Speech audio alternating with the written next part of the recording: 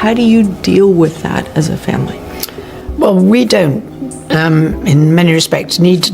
deal with it. The heavy wooden doors of the private council chamber did not merely close, they seemed to seal the fate of everyone left inside, creating a suffocating stillness that no one dared interrupt first. It was an atmosphere built on centuries of unwritten rules where family loyalty was expected to mask every flaw. But on this specific afternoon, the ancient protective walls of the palace felt remarkably fragile. Princess did not walk into the room with the hurried anxiety of a rebel,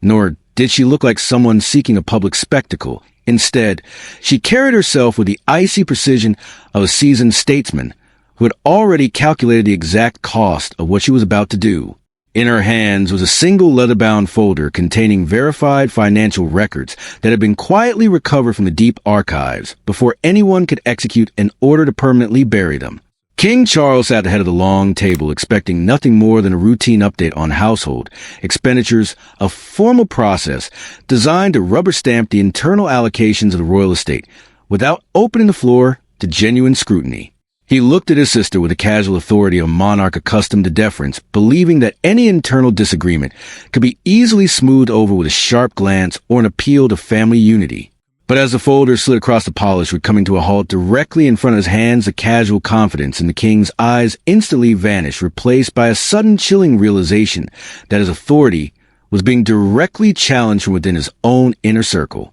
Prince William sat just a few feet away, watching the silent exchange with a rigid posture that revealed his intense internal conflict as a future king who would one day inherit the structural consequences of whatever decisions were made in this room. Beside the king-queen, Camilla remained perfectly still, her gaze fixed entirely on the faded cover of the archive documents, as if she could already sense that the names, dates, and specific allocations detailed inside would directly implicate the private influences shaping the household's latest financial decisions. The room did not erupt into shouting, because true royal confrontations are never loud. They are defined by a devastating silence, where every breath feels heavy and every mislook carries the weight of an official verdict. And did not offer an apology or a gentle introduction. She simply opened the first page, revealing a meticulously traced paper trail that detailed restricted funding lines, hidden allocations, and executive approvals that had completely bypassed the official review processes.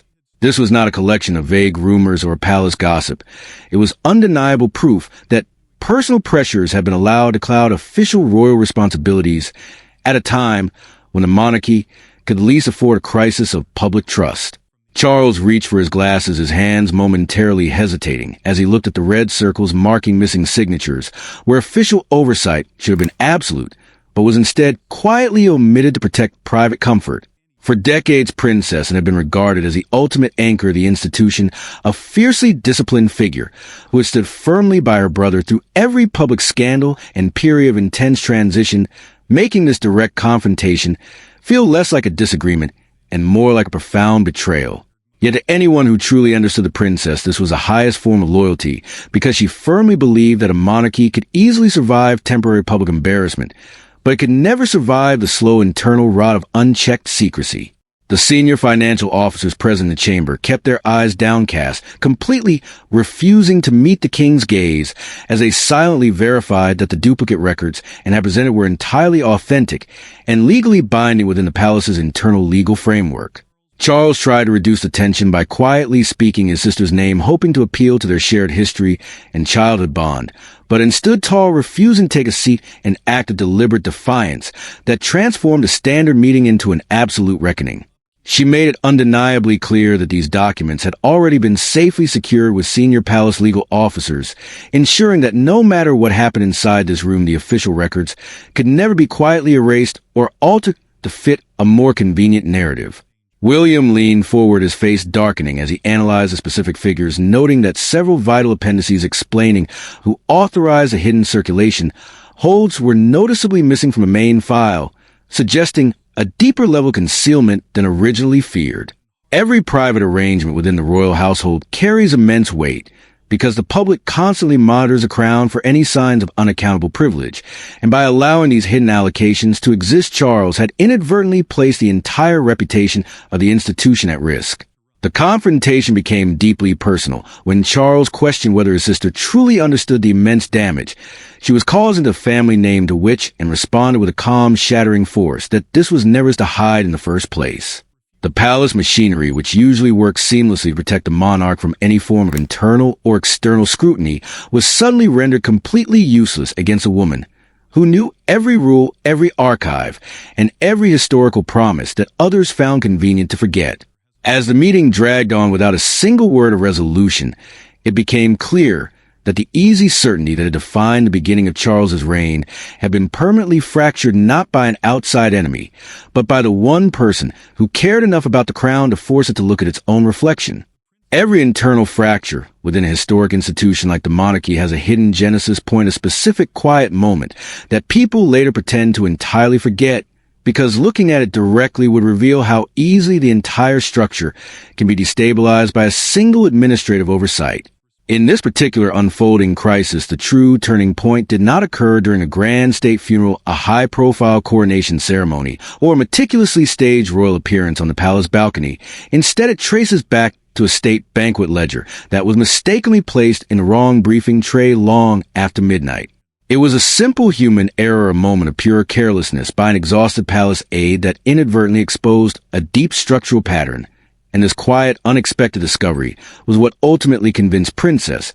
and that continuing her traditional silence had become infinitely more dangerous than triggering a massive internal scandal. She discovered the loose ledger when the rest of Buckingham Palace had already gone completely dark, and at first glance the document appeared to be nothing more than a minor administrative discrepancy that could be easily corrected in morning. A state banquet ledger in its official capacity is a highly restricted spending record for a formal royal dinner, listing every single cost linked to foreign guests, specialized catering, elite staff security protocols, ceremonial details, and private household support networks. Under normal operating conditions, such a sensitive financial document should have passed through a strict multi-layered chain of verification and approval before ever reaching the desk of any senior member of the royal family. However, the specific volume had landed in Anne's personal briefing tray, completely unsigned, unsealed, and strangely separated from the polished official summary that was being prepared for the public eye.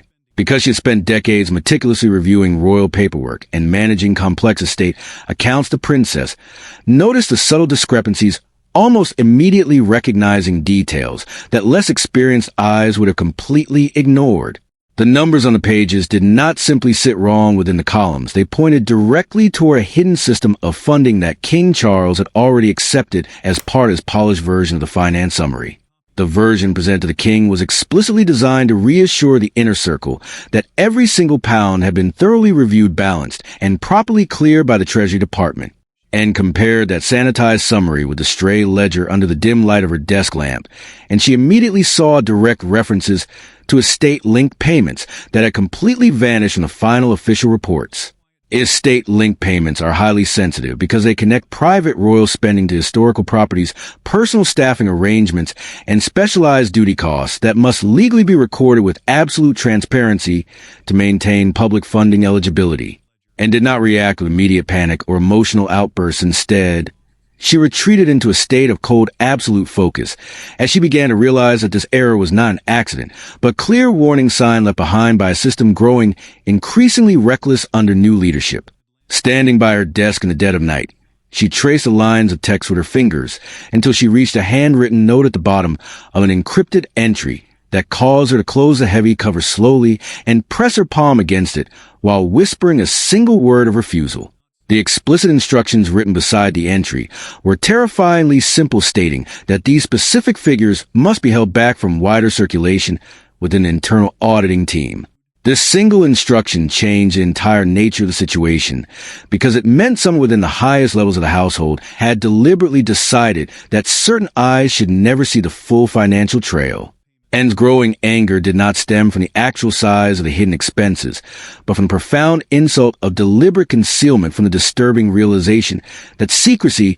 had been allowed to wear the mask of traditional order. When she initially brought her concerns to King Charles in a private meeting, he dismissed her suspicions as unnecessary paranoia, telling her that not every administrative irregularity was an act of betrayal, and that he expected his sister to let the matter pass quietly for the sake of institutional stability. But his dismissive response only left her feeling profoundly ignored, and worse than that, it felt like a quiet warning to step away from things that were no longer deemed her business. Refusing to back down, she officially requested an archive verification, and through a highly secure documented internal account from the archive office, she learned the devastating truth that matching financial papers had been quietly and systematically separated from the main approval chain for months. The hidden ledger contained coded references to restricted bank accounts, sudden household staffing adjustments, and lavish ceremonial expenses that were tied directly to private influences within the king's immediate circle. And understood then with absolute clarity that the wrong tray revealed the right truth,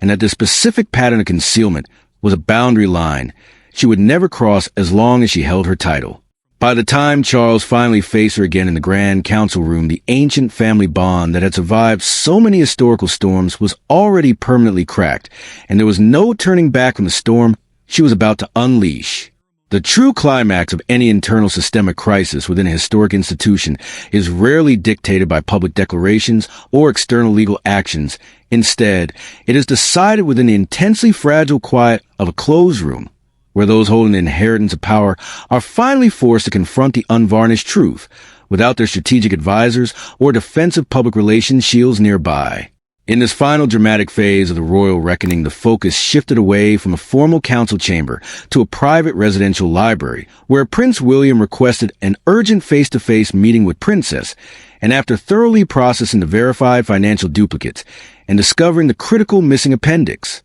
William understood with absolute clarity that as a future king, he could no longer afford to remain a passive observer of this escalating conflict, because choosing absolute silence at this defining juncture would effectively turn him into a quiet participant in a compromised system that his own children would one day have to inherit. The missing appendix, which had been intentionally withheld from the main oversight file, was the final piece of undeniable proof pointing directly to the fact that the restricted circulation hold had been approved at the highest executive level of the household, leaving King Charles with absolutely no room to claim simple administrative confusion or ignorance. When the aunt and nephew met, there were no formal royal protocols to soften the blow, no private secretaries to translate raw emotional pain into calculated institutional language, and no traditional buffers to shield either of them from the gravity of what had been exposed. And looked at William not with a smug triumph of political victor, but with a visible deep-seated exhaustion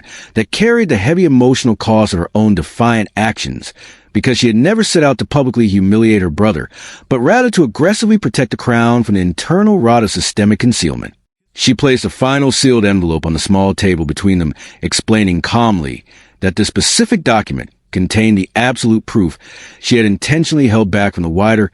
review, giving the king one last private window of opportunity to voluntarily disclose the truth himself before the palace was forced to issue an official public response. William listened with an intense, heavy stillness, recognizing the profound mercy embedded within his aunt's harsh strategy, realizing that she was giving his father a choice between facing the accountability process with remaining dignity or allowing the hidden records to eventually destroy his authority completely. This private understanding between the current anchor of royal discipline and the future monarch set the stage for the public storm that was already beginning to breach the heavy palace gates as major broadcasters and national newspapers received confirmation that an internal finance review of unprecedented scale was officially underway. When the outside world finally caught wind of the ledger below, the narrative completely transformed from a simple family disagreement into a massive national debate regarding privilege accountability and the urgent need for structural reform within the institution. On the television screens broadcasting live updates outside Buckingham Palace, commentators openly framed Princess Anne's historic intervention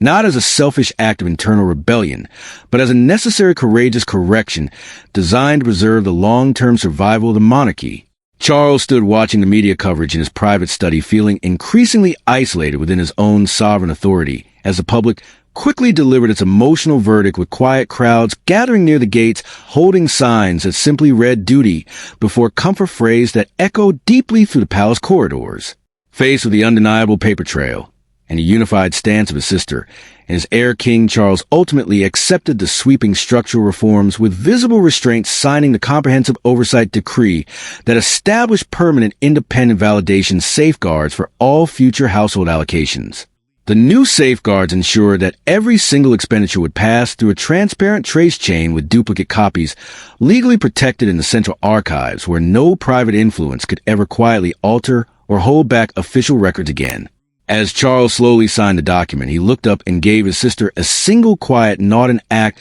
that was not an expression of immediate personal forgiveness, but profound historical acknowledgement that duty without absolute truth is nothing more than an empty performance. With that final silent agreement, the deep humiliation formally transformed into history, leaving the monarchy visibly bruised, yet structurally clearer, and reminding the world that the true strength of the crown lies not in its ability to hide its flaws, but in its willingness to completely correct itself before the nation demands it.